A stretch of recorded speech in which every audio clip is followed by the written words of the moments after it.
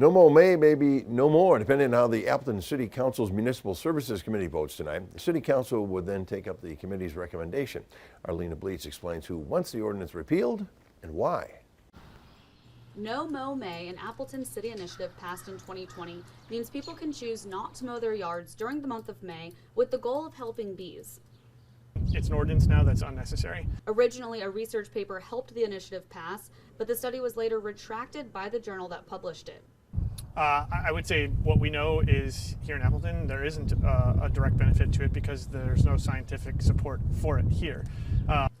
However, supporters of the initiative say the parts of the study that were debunked do not change the science behind the benefits of No Mow May. This is very disappointing and very surprising. This is something that there's overwhelming support for in the community.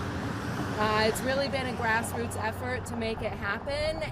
Both sides agree that planting more gardens would be helpful and that the introduction of the initiative helps spread the message of the importance of protecting bees. In Appleton, Lena Bleets, Action 2 News.